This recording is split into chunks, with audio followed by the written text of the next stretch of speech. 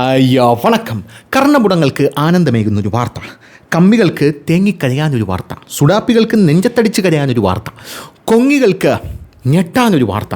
സംഭവം വേറൊന്നുമല്ല, ഈ CJPയുടെ പ്രൊട്ടസ്റ്റ് നടന്നപ്പോൾ നമ്മുടെ കേരളത്തിൽ വളരെയധികം പ്രചരിപ്പിക്കപ്പെട്ട ഒരു ബാനറുണ്ട്. അതായത് രാജ്യദ്രോഹി നിൻ്റെ തന്ത, തീവ്രവാദി നിൻ്റെ ബാക്കി തന്തമാര് എന്നായിരുന്നു ആ ബാനർ എന്ന് പറയുന്നത്.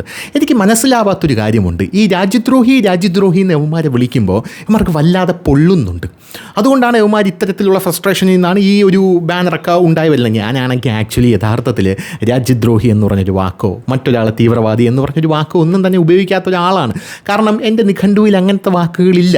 സ്വാഭാവികമായിട്ടും അങ്ങനത്തെ ഒരു സാധനങ്ങളില്ല. കൂടിപ്പോയാൽ എന്താണ്, രാജ്യത്തിന് വിരുദ്ധമായിട്ട് പ്രവർത്തിക്കുന്ന ഒരുത്തൻ, ഇങ്ങനെയാണ് ഞാൻ പ്രധാനമായിട്ട് ഉപയോഗിക്കുന്നത്. പക്ഷേ ഇനി ആ വാക്കുകൾ ഉപയോഗിച്ച് തുടങ്ങണം. യവന്മാർ ഇങ്ങോട്ട് പറഞ്ഞ സ്ഥിതിക്ക് ഇനി ആ വാക്കുകൾ ഉപയോഗിച്ച് തുടങ്ങണം. അതായത് രാജ്യദ്രോഹി നിൻ്റെ തന്ത, തീവ്രവാദികൾ നിൻ്റെയൊക്കെ ബാക്കി തന്തമാരെന്ന് പ്ലക്കാർഡും പിടിച്ച് നിൽക്കുന്നവൻ ആരാണ്? അപ്പുറത്ത് ആയത്തുള്ള ഖമേനി എന്ന് പറയുന്ന തീവ്രവാദി, ആ തീവ്രവാദിയായിട്ടുള്ള അലവലാതി ചത്തു തൊലയുമ്പോൾ ഇവിടെ കിടന്ന് നെഞ്ചത്തടിച്ച് നിലവിളിക്കുന്നവൻ. സദാം ഹുസൈൻ അവിടെ മരിക്കുമ്പോൾ ഇവിടെ ഹർത്താൽ നടത്തുന്നത്. സദാം ഹുസൈൻ എന്ന് പറയുന്ന തെണ്ടി, അങ്ങനെ പറയുന്നുണ്ടൊന്നും തോന്നരുത് കേട്ടോ, എന്നാൽ പന്നി അങ്ങനെ പറയാമല്ലോ. അവിടെ മരിക്കുമ്പോൾ ഇവിടെ കിടന്ന് നെഞ്ചത്തടിയും നിലവിളിയുമായിട്ട് കരയുന്നവനാണ് എന്താണ് രാജ്യദ്രോഹി അല്ല, രാജ്യദ്രോഹി നമ്മളാണെന്ന് പറയുന്നത്. ബുർഹാൻ വാനി എന്ന് പറയുന്ന തീവ്രവാദി അവിടെ വന്നപ്പോൾ ബുർഹാൻ വാനിക്ക് പോയി കൈ കൊടുത്ത നമ്മുടെ ഒരു പ്രധാനമന്ത്രിയായിരുന്നു, ബഹുമാനപ്പെട്ട ഒരു പ്രധാനമന്ത്രി നമുക്കുണ്ടായിരുന്നു. ആ ബുർഹാൻ വാനിയെ സപ്പോർട്ട് ചെയ്യുന്ന, ആ തീവ്രവാദിയെ സപ്പോർട്ട് ചെയ്യുന്ന ഇവന്മാരാണ് നമ്മളെ തീവ്രവാദികളെന്ന് വിളിച്ചുകൊണ്ടിരിക്കുന്നത്. പോരാത്തതിന് നമ്മൾ ഈ തീവ്രവാദികളെ പറ്റിയൊക്കെ പറയുമ്പോൾ ആ തീവ്രവാദികൾക്ക് വേണ്ടി പല സ്ഥലങ്ങളിലും മയ്യത്ത് നിസ്കാരം നടത്തുകയും ആ തീവ്രവാദികൾക്ക് വേണ്ടി കവിത എഴുതുകയും ചെയ്യുന്ന ആൾക്കാരാണ് എന്ത് ചെയ്യുന്നത്, ഇങ്ങോട്ട് നോക്കി തീവ്രവാദി നീയാണ് എന്ന് പറയുന്നത്. അത് ഇങ്ങനെയൊക്കെയുള്ളൊരു സെറ്റപ്പ് അപ്പുറത്തുള്ളത് കൊണ്ടാണ് ഇവനെ നോക്കിയിട്ട് ആ തീവ്രവാദി എന്ന് വിളിക്കുമ്പോൾ ഇവന്മാർക്ക് പൊള്ളുന്നത് സ്വാഭാവികമായിട്ടും. അപ്പോൾ സ്വാഭാവികമായിട്ടും അത് പൊള്ളും, അത് പൊള്ളണം. അങ്ങനെയാണ് ഒരു സാഹചര്യം ഉണ്ടാകുന്നത്. എന്തായാലും അതുകൊണ്ടാണ് ഞാൻ പറഞ്ഞത് സുഡാപ്പികൾക്ക് നെഞ്ചത്തടിച്ച് കരയാനൊരു വാർത്ത. കാരണം എവിടെ ഒരു തീവ്രവാദി ചത്താലും ഇവന്മാർ നെഞ്ചത്തടിച്ച് കരയുമല്ലോ. അതുകൊണ്ടാണ് ഇവന്മാരെ നമ്മൾ തീവ്രവാദികൾ എന്ന് നമ്മൾ സ്വാഭാവികമായിട്ടും വിളിക്കുന്നത്.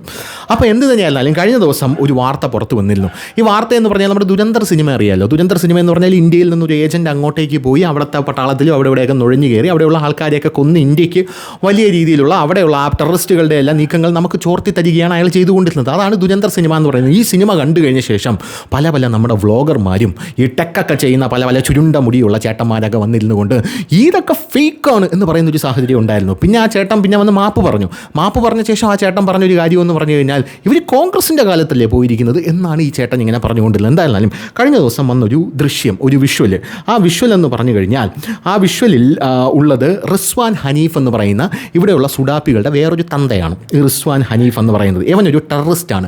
ലഷ്കർ ഇ ത്വയ്ബയുടെ ഒരു ടെററിസ്റ്റാണ് ഇവൻ. Which Pakistan maintains was outlawed and disbanded long ago. അതായത് പാകിസ്ഥാൻ ഉള്ള ലഷ്കർ ഇ ത്വയ്ബ എന്ന് പറയുന്നൊരു അവിടെയുള്ള തീവ്രവാദ സംഘടനയുടെ തലവനാണ് ഇവൻ എന്ന് പറയുന്നത്.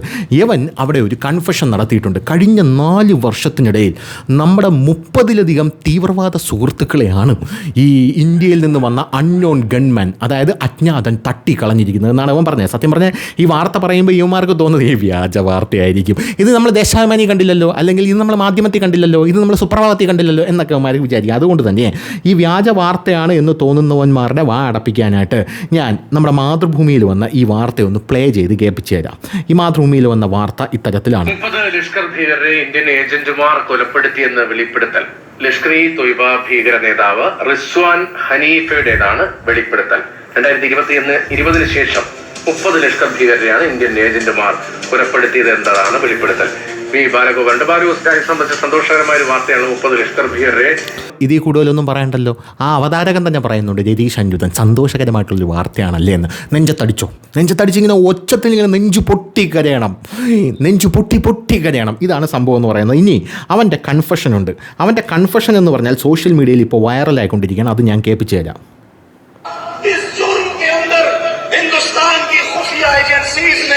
उसको यहाँ आजाद कश्मीर के अंदर भी अमन और चैन से नहीं रहने दिया.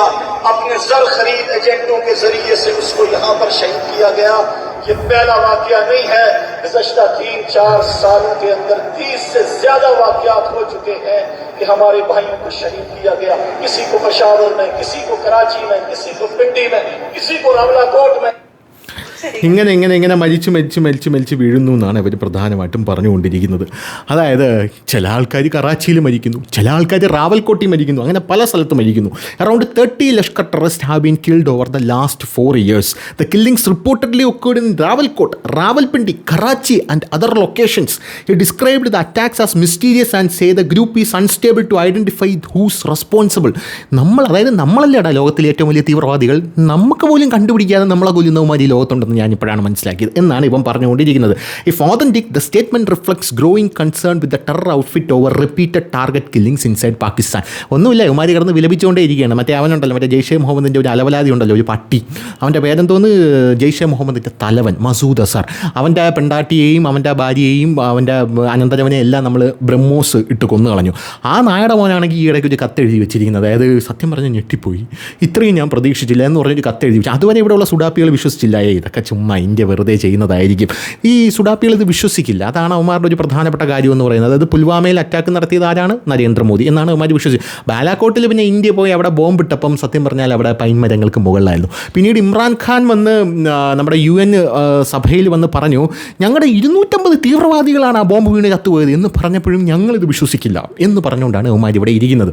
പുൽവാമയിൽ മോദിയാണ് അറ്റാക്ക് നടത്തിയെന്ന് പറഞ്ഞെങ്കിലും ഓപ്പറേഷൻ സിന്ദൂറിൻ്റെ സമയത്ത് പാകിസ്ഥാൻ തന്നെ സമ്മതിച്ചു പുൽവാമ ഞങ്ങളുടെ ഒരു സർജിക്കൽ സ്ട്രൈക്ക് ആയിരുന്നു എന്ന് സമ്മതിച്ചു. അപ്പോഴും അയ്യോ വാപ്പ ഇങ്ങനെ പറയല്ലേ വാപ്പ, ഞങ്ങൾക്കിത് സഹിക്കാൻ പറ്റില്ല വാപ്പ എന്നാണ് അവന്മാർ പറഞ്ഞുകൊണ്ടിരുന്നത്. ഇവന്മാർക്ക് അതും സഹിക്കാനായിട്ട് പറ്റുന്നില്ല. ഈ യവന്മാരെയാണ് നമ്മൾ തീവ്രവാദി എന്ന് വിളിക്കുന്നത്. അപ്പോൾ യവന്മാർക്ക് പൊള്ളുന്നു. അതുകൊണ്ടാണ് യവന്മാർ ഇങ്ങനെയുള്ള പ്രൊട്ടസ്റ്റിലൊക്കെ തീവ്രവാദി നിൻ്റെ തന്ത എന്ന് പറയുന്നത്. യഥാർത്ഥത്തിൽ ഒരുപാട് തന്തമാരുള്ള യവന്മാർ തീവ്രവാദി എൻ്റെ തന്തയാണെന്ന് പറയുമ്പോൾ എനിക്കൊരു തന്തയല്ലേ ഉള്ളൂ എന്ന് പറഞ്ഞ് നമുക്ക് ആശ്വസിക്കാം എന്നുള്ളതാണ് വേറൊരു കാര്യം എന്ന് പറയുന്നത്. എന്ത് തന്നെയായിരുന്നാലും വലിയ രീതിയിലുള്ള അറ്റാക്കാണ് കഴിഞ്ഞ 4 വർഷത്തിനിടയിൽ നടന്നിരിക്കുന്നത്. 30 എണ്ണത്തിനെ ഹൂറിഫൈ ചെയ്തു എന്ന് അറിയാൻ സാധിച്ചതിൽ വളരെയധികം സന്തോഷമുണ്ട് എന്ന് പല ആൾക്കാരും പറയുന്നുണ്ട്. ഇനിയും ഹൂറിഫൈ ചെയ്തുകൊണ്ടേയിരിക്കും എന്നുള്ളതാണ് മറ്റൊരു പ്രധാനപ്പെട്ട കാര്യം എന്ന് പറയുന്നത്. എന്തായാലും കേരളത്തിലെ മാധ്യമങ്ങൾ വരെ പറയുന്നത് കേട്ടല്ലോ, സന്തോഷകരമായിട്ടുള്ള വാർത്ത എന്നാണ് പറയുന്നത്. ഉടനെ പോയി ആ പത്രത്തിനെ ബഹിഷ്കരിക്കുകയോ റിപ്പോർട്ട് അടിക്കുകയോ അല്ലെങ്കിൽ ആ പത്രത്തിൻ്റെ തന്തയ്ക്ക് വിളിക്കുകയോ അല്ലെങ്കിൽ അവൻ ജൂതനാണെന്ന് പറഞ്ഞു പരത്തുകയോ അങ്ങനെ എന്തെങ്കിലുമൊക്കെ പരിപാടിയാണല്ലോ ഇനി ചെയ്യാൻ പോകുന്നത്. അതൊക്കെ ചെയ്തോളൂ എന്ന് മാത്രമേ എനിക്ക് പറയാനുള്ളൂ. അപ്പോൾ ശരി.